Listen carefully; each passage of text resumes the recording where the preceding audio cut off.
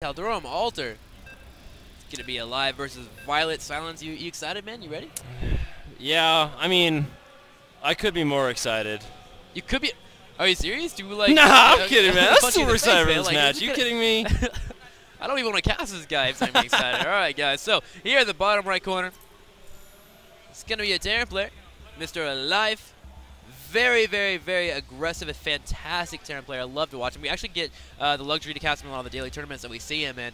And he actually gets top 3 with Violet all the time. Violet used to be the king, but Violet actually took a little bit of a break. He decided to go win more tournaments with more money in them. Yeah, I know. Moving on to bigger, better things. I know. But he comes back every once in a while. It's cool because, like, I actually talked to Violet, and I was like, hey, man, I get to cast you occasionally. And he goes, oh, yeah, I love you guys. You're like my family. And that was actually really cool to hear that from him. So, and it's heartwarming to watch him play. But then again, Alive as well. He's been doing very, very well in the daily tournaments that we cast as well. Taking the money, just doing his best, always getting in the top 3. So here he is, our blue Terran player. And then, of course, Violet, who we just talked about, the heartwarming Zerg, the one that I've actually recently fell in love with. I think he's a top 3 Zergs for me. It's going to be Empire Violet.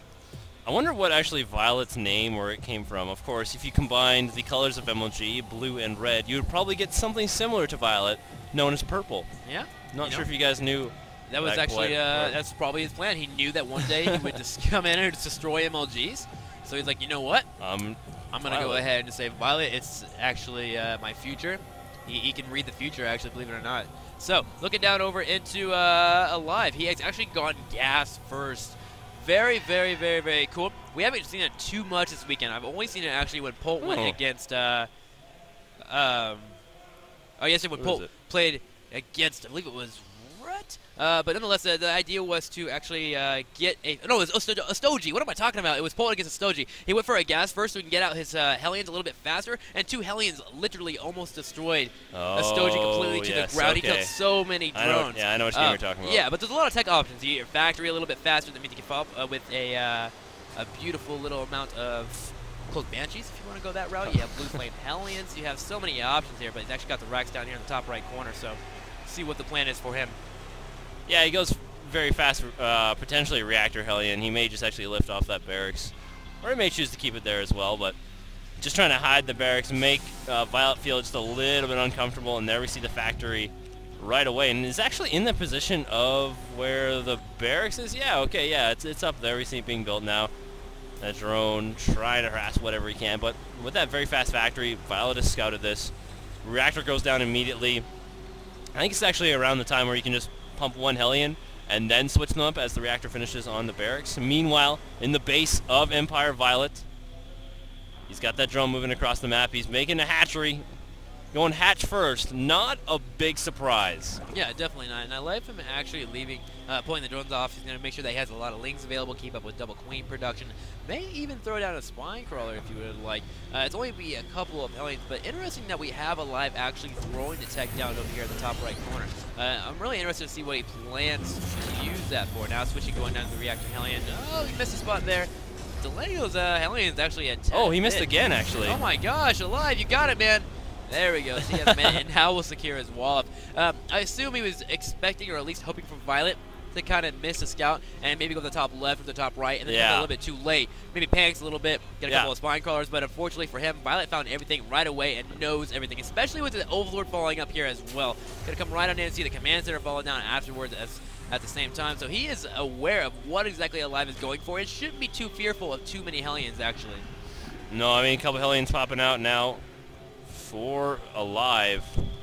And I like that point, actually, that you made, Robin, that in anticipation of Violet not scouting him right away, that's why he positioned his barracks and factory in such a way. But actually, now the one thing that's very vulnerable here is that factory. But now Hellions are going to move over into the main base of Violet. See what damage they can get done here. 2 drones get roasted right away. 1 Hellion is at 16 health points. Another volley from that 1 queen. Oh, looks like Zerglings will intercept here. So only two drones, I believe, went down in that engagement.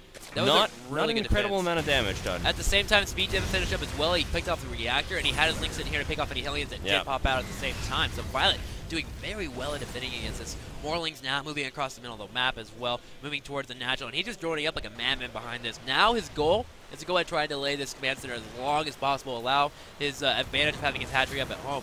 to really just pop out as many drones as possible. Now, fortunate for Live, of course, he can't keep up SV production, and of course the mules are available to him, but it's going to take a while for him to go ahead and grab this natural. At the same time, Violet is moving his Overlord back. It might be in danger of being picked off if he actually drops his Supply Depot and goes for it, but with the Lings being here, it looks like Violet will get his Overlord away. Nice and safety.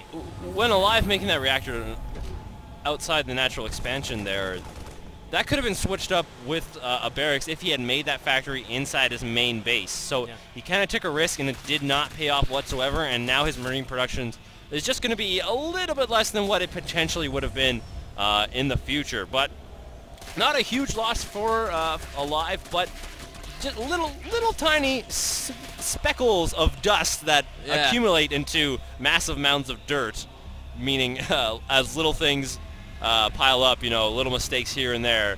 You're going to get slightly behind. We can see supplies relatively even here, though, 50 to 43. Yeah, I mean, eventually Violet can just go ahead and sprinkle a couple of Zerglings on top of them, and suddenly we find Alive in a muddy situation. But it's definitely it's worth the risk, man. It really is to try and make your opponent miss some kind of scouting information, maybe overreact, get a couple more Spine Claws out than he wanted to, if he just didn't find it out. But you know what? It's over with. It's done. Violet had a great scout and went well. Look at the production tab. 18 Lings on the way. He's sprinkling, man. It's going to happen. He's going to drop some Lings on his face. Level 1 Carapace on the way as well.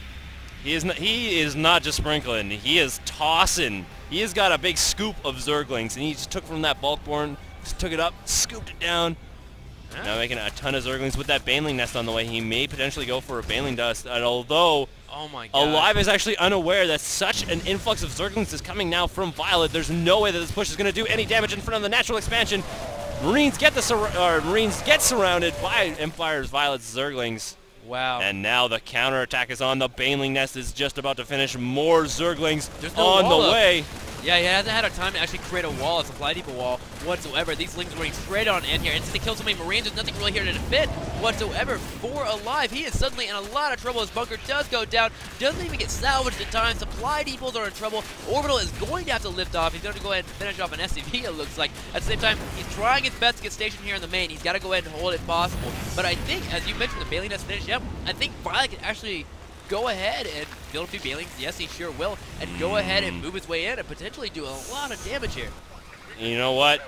Violet did not want to reveal his Baneling Nest quite yet. He just wanted to see, okay, I just went mass Zergling. I didn't make any Banelings, but with so many Banelings, I believe 13 Banelings were in production, now only 6. 12 more Zerglings on the way here.